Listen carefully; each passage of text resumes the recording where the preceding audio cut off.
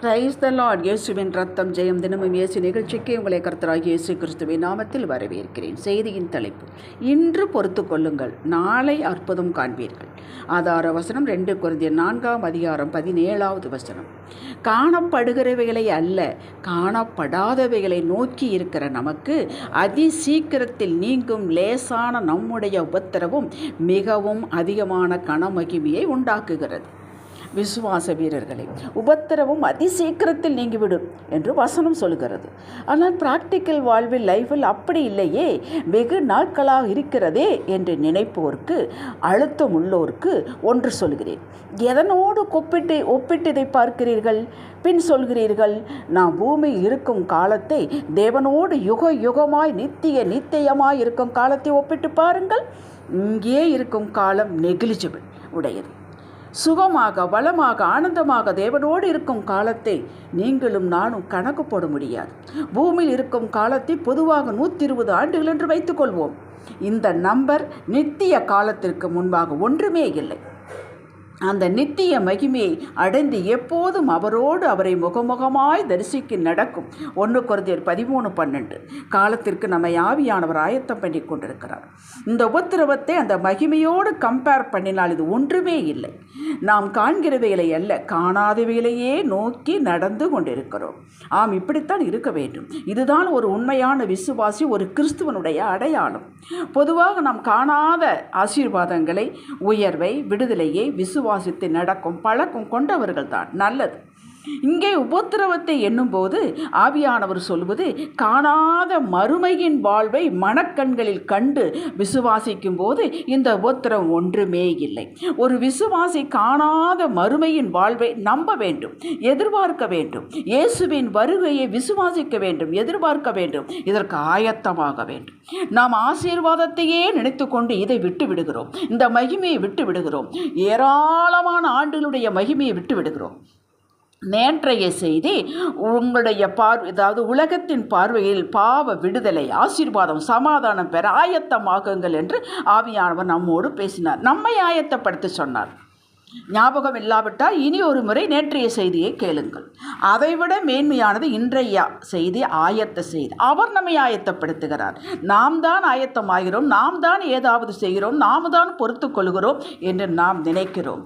இல்லை மக்களே, கர்த்தர் நமக்காக காத்திருக்கிறார். கர்த்தரும் நீண்ட பொறுமையோடு இருக்கிறார். நேற்றையது நாம் ஆயத்தமாக வேண்டியது பற்றியது. இன்றையது கர்த்தர் அந்த மகிமைக்கு நம்மை ஆயத்தமாக்குகிறார். இரண்டும் நடக்க வேண்டும் ஒரே சமயத்தில். நாம் அவருக்கு கீழ்ப்படுவது ஆயத்தமாவது. நமக்குள்ளே வசிக்கும் தேவ ஆவியானவர் ஊழியமே இதுதான். 2 கொரிந்தியர் 5:6 படித்து பாருங்கள். இதற்கு நம்மை ஆயத்தப்படுத்துகிறவர் தேவனே. ஆவி எனும் அச்சாரத்தை நமக்கு தந்தவரும் அவரே. நாம் தரிசித்து நடவாமல் விசுவாசித்து நடக்கிறோம்.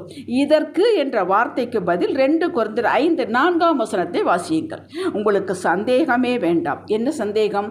அப்படி ஒரு நித்திய மகிமையின் காலத்திற்குள் நாம் பிரவேசிப்போமா என்ற ஆவியின் நிறைவை நீங்கள் பெற்றிருந்தால் இந்த சந்தேகம் உங்களுக்கு வரக்கூடாது. நீங்கள் ஆவியின் நிறைவை பெற்றிருப்பதனால் அதுதான் உங்கள் வாழ்விற்கு அச்சாரம், முன்பணம், முன்பதிவு.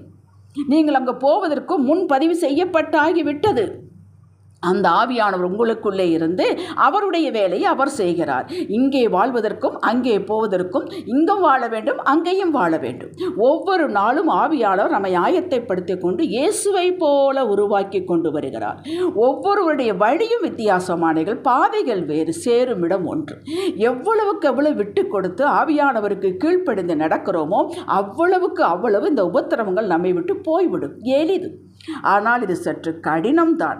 ஏனென்றால் நாம் மாம்சத்தில் வாழ்கிறோம். இந்த மனம், இந்த ஆத்துமா தன் போக்கில் நடக்கவே விரும்பும்.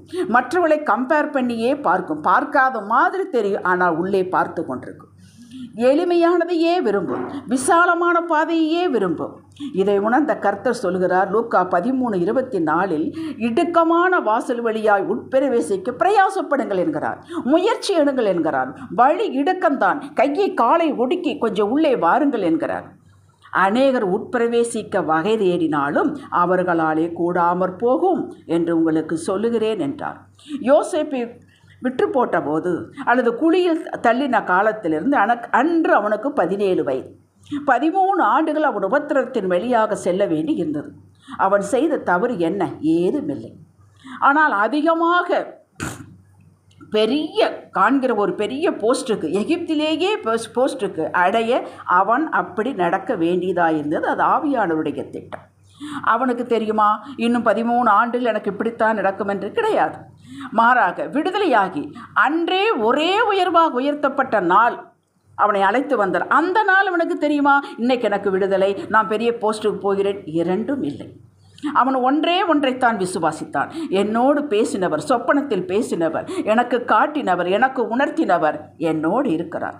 அவர் என் தகப்பனுடைய தேவன், என் தகப்பனுடைய தகப்பன் முப்பாற்றங்கள் தேவன். அவர் என்னை கைவிடுவதில்லை. அவரது கண்கள் என்னையே பார்த்து கொண்டிருக்கிறது.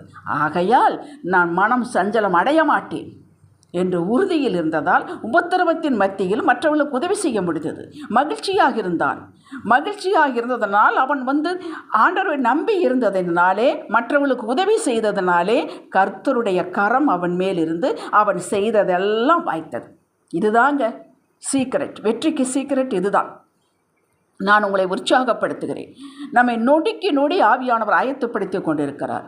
இங்கே அற்புதமாய் வாழ்வதற்கும் மறுமைக்கும் நீங்களும் நானும் ஆசீர்வாதத்திற்கு தேவ மகிமையாக்கு நேராக நடந்து கொண்டிருக்கிறோம். ஒவ்வொரு நாளும் நாம் மகிமைக்கு நேராக நடந்து கொண்டிருக்கிறோம். ஆசீர்வாதத்திற்கு நேராக நடந்து கொண்டிருக்கிறோம். வளமைக்கும் கொழுமைக்கும் செழுமைக்கு நேராக நடந்து கொண்டிருக்கிறோம். கடுகு விதையளவு விசுவாசம் உங்களுக்கு இருந்தால் போதும். இதை பெரிதாக்கி வளர்க்க உங்களால் முடியும்.